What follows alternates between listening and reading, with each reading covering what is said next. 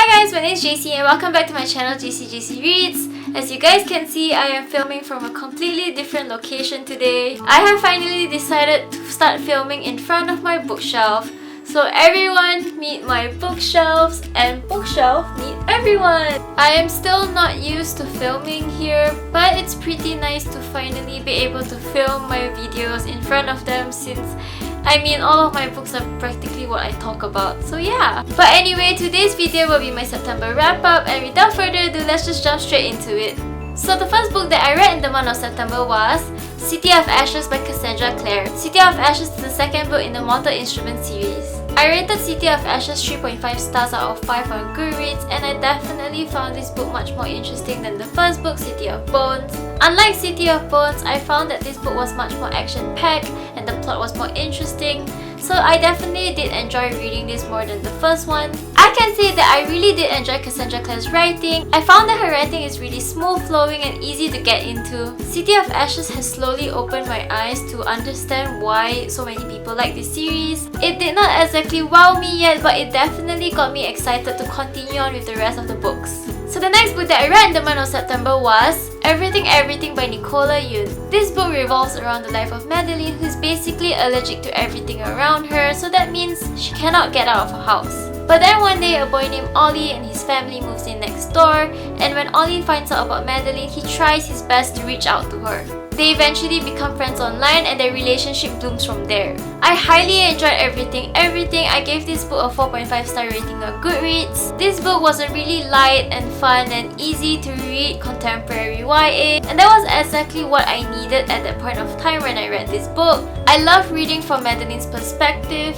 She's such a fun and lovable character. I also really adore Ollie as a character, and I just found the relationship between Madeline and Ollie really cute. I only found that the ending of this book was a bit too rushed for my liking, and there was also something that happened at the end which I did not really agree with, but that does not really affect what I think about this book because I really did enjoy it. And if you're looking for a really light and easy contemporary read, I definitely suggest Everything. The next book that I read in the month of September was Fallen Angel by David Lamour. I was kindly sent a free copy of this book by the author David to beta read and review it.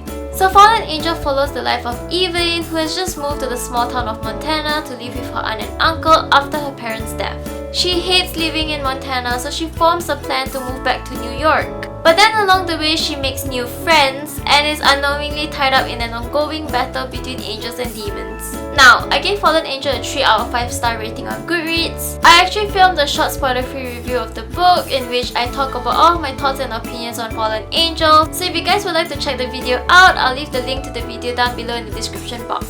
The next book that I read in the month of September was The Queen of the Tearling by Erika Johansen. This book is about Kelsey Glynn, who has been secretly taken care of by her foster parents, but she's actually the heir to the throne of the Tearling. On her 19th birthday, royal soldiers come back to bring her back to her throne.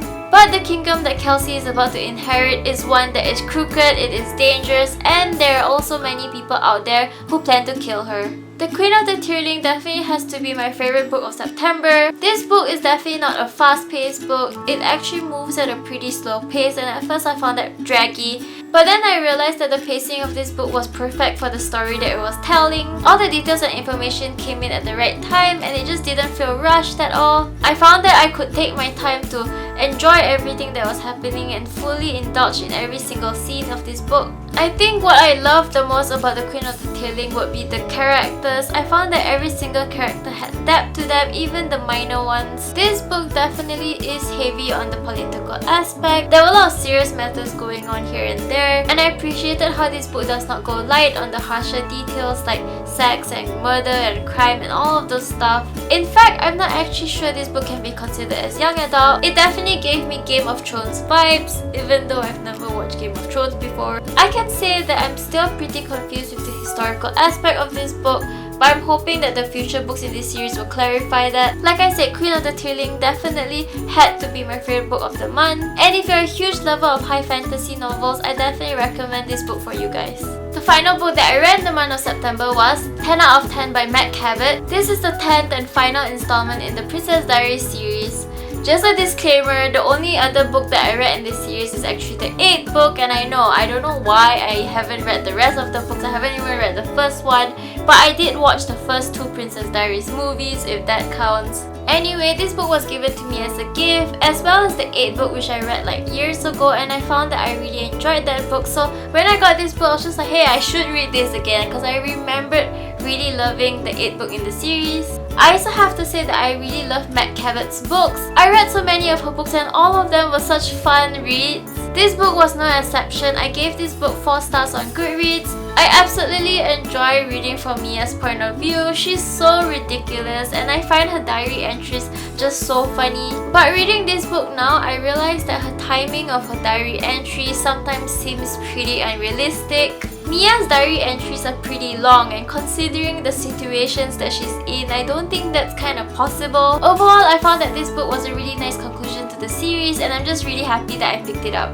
Okay, so now that I'm done talking about all the books that I read in the month of September, now it's time to find out what my October reading challenge is. So here are the challenges, and there are only 3 inside last time. I'm excited to see what I'll get. So now that that's all shaken up, I'm finally gonna just see what I have right here. Okay.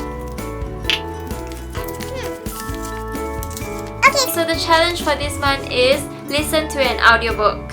Okay, I don't know if you guys actually know this about me, but I've never actually listened to an audiobook before. I've been waiting to get this challenge for like the whole year, but I've only gotten it today. I'm definitely curious to find out what I feel about listening to audiobooks, and I don't really know what books to start with, so if you guys have any recommendations for good audiobooks, definitely do leave a comment down below suggesting what audiobook I listen to, because I really have no idea what to pick. So yeah, I guess that's it for my September wrap-up and October reading challenge.